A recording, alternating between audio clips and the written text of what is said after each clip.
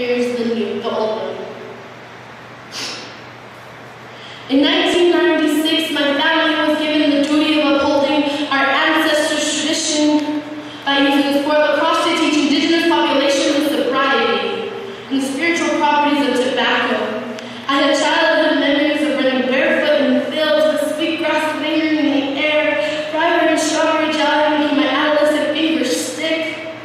It was a time of community, groundbreaking unity. Playing this game was the last thing we had left after the boarding schools and reservations. It taught us we were warriors, that if we picked up our sticks and played loud, proud, and proud, it'd be another part of existence. Over time, I've seen this rebellion die. There was teams full of brown girls and boys. Now there's only a handful of natives left playing, and I'm related to 3 of them. I had parents who were too afraid for me to speak these words out loud, not to see team after team become more bleached.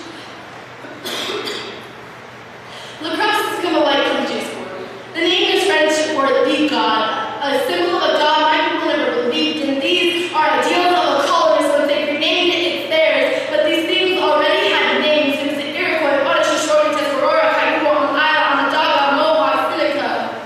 People of the Longhouse and the Saguaro. Translation, the great law of peace. It was played to please the Creator, entertain him for a prosperous harvest, for good health, a prosperous harvest. It was played to end wars. It's kind of funny how this game of peace could be stormed by an enemy.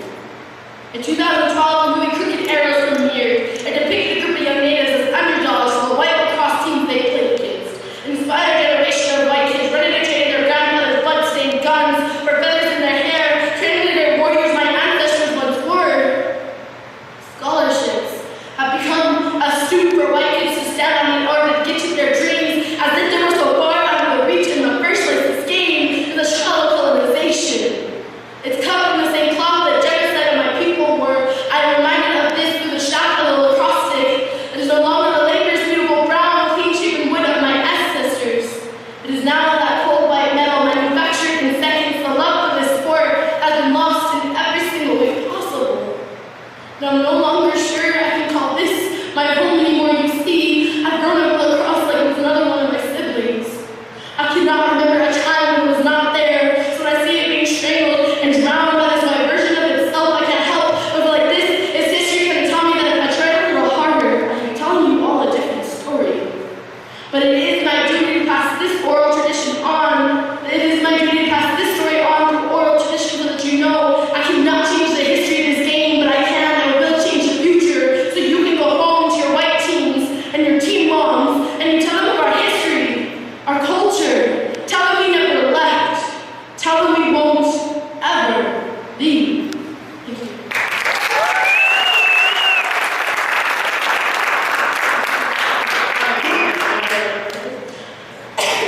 Let's see if we can get to the next one. It's going to be a trip, guys. We're going on a journey. Alright. This is new. I apologize if I drop it. I want to try to memorize it twice now, so try my best here. Dating a white boy is like dating an alien. We will always be from different worlds and things don't always connect the same, and we'll always have these conversations where I tell you the paletero man is the ice cream man, but way better. He'll tell me what the fuck a consultant manager is. I'll tell you about body and why you aren't safe here. I'll launch into a 20-minute round on why Indian Halloween costumes are racist and not okay. I'll apologize after. I'll redirect my anger, make up excuses for your ignorance, only knowing there are no why you know Indian stereotypes for you to hold me to. So you call me your Chicana, say you miss my loudness and my little native ass, and then I threaten to catch you afterwards. It is simple. Do not cross me and I will have to show you what it really looks like because I'm crazy. And yes, I will cut you. It's not a joke, it's a threat.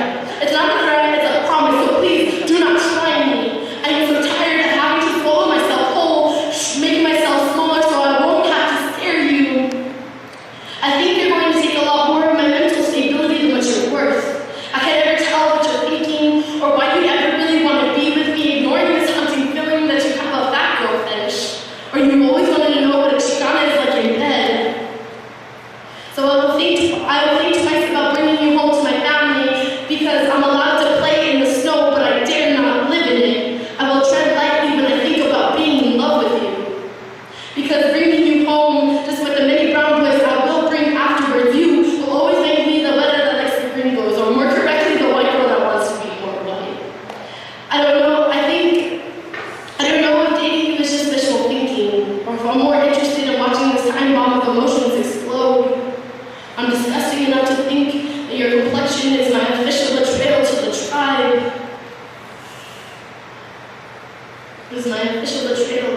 time.